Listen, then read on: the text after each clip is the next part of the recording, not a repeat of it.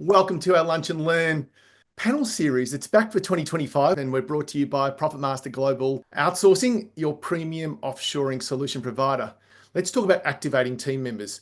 So based on your experience, how do we activate team members that are onshore and that are also remotely offshore? I think we need to remember that the tech tools are fabulous. Tech tools are essential. If you're not employing those and making them a regular part of your process management and your operations, you're going to be left behind. It's that simple. But tech tools are tools and they are technology. They are not a human. So we need to remember that the tool is here to serve us rather than flipping that back around and starting to compromise our processes. Oh, well, ChatGPT said it should be done this way. So now we did. Well, no, we've actually got real humans doing real work that need to be included and listened to. So in that, we need a culture of change. We need to really have humans coming into that process of building out our processes. We need to have that buy-in and that investment. We need to be asking the questions. How do you do this thing? How do you do? Oh, no wonder there's been a mistake there. You're both actually doing it a bit differently. So building in that culture of change where people are expecting to be involved in the change process so they can have buy-in is a really big key.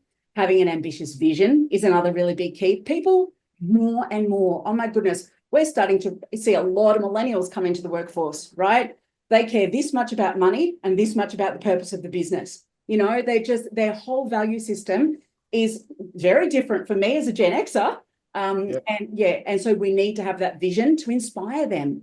And then, oftentimes we need support as well. We need to ask. If you don't know how to use a tool, you don't know how to set something up, ask. There's no better thing than having a network of really smart people, and they make you look good, and they can get the work done just so much faster. Would you be suggesting that as a starting point, that happens with getting everybody in the room around the board table and just talking about it?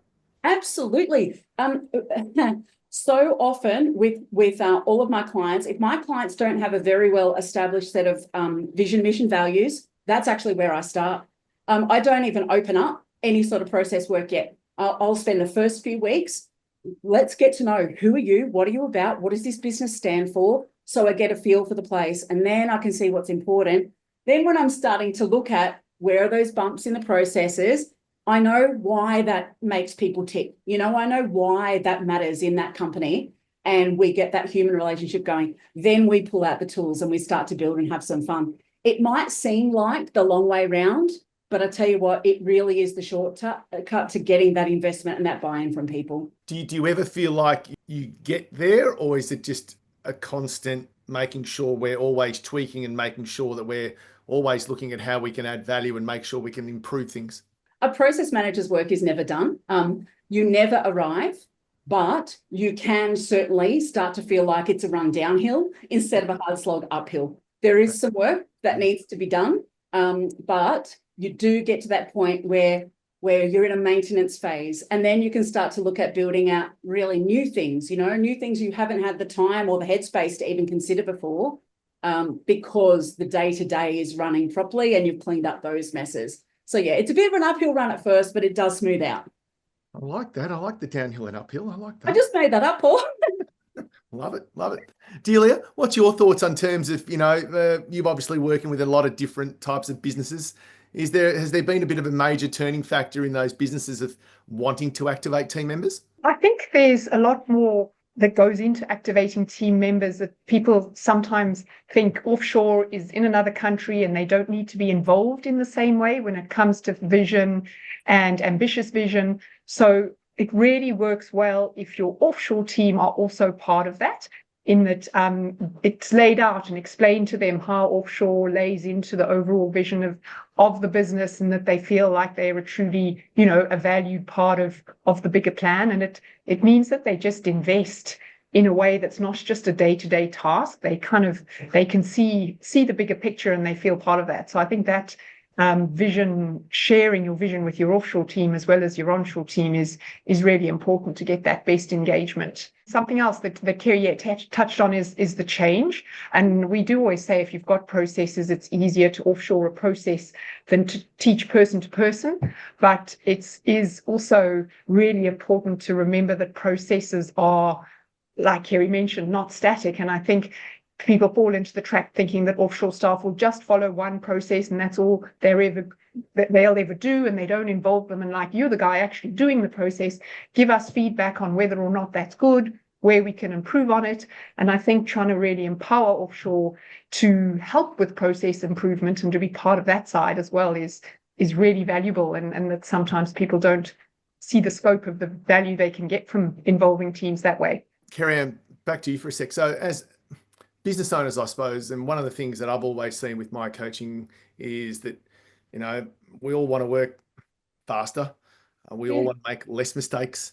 We want to do less what I'd call redo, because a lot of times, whether it be in the, you know, professional service or, you know, we make a mistake, we've got to redo it, and the time that goes back into that. So therefore we want to achieve more.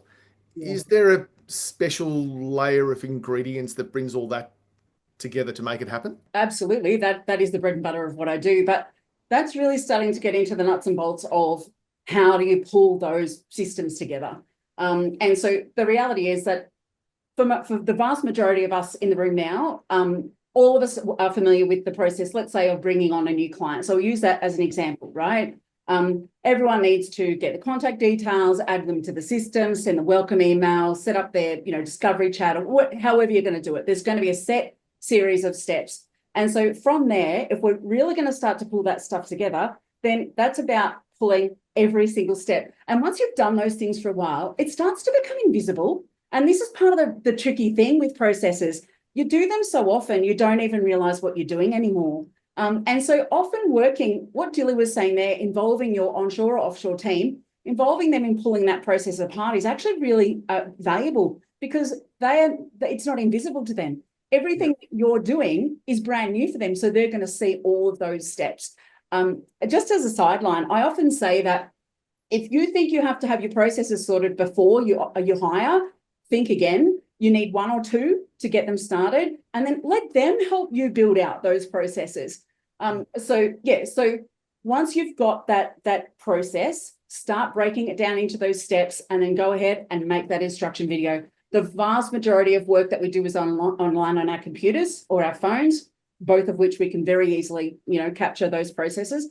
But seriously, use your phone, walk around your warehouse, get a GoPro and walk your way through. The video is so gold, because you can't miss anything in a video. You know, you have to do all of those things anyway. The video will capture it.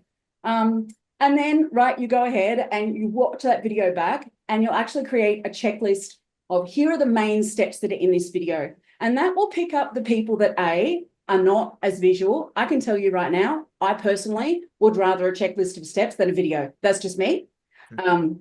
So you'll pick up those people that way and make that content accessible to them. But also what that means is that the person who's learning, they can watch the video once or twice. Then the checklist becomes a guide. So they don't have to watch that video that takes, you know, 13 minutes to complete. They can be, oh yeah, that's right. Now I've got to do this. Now I've got to do it. So it speeds up that efficiency process.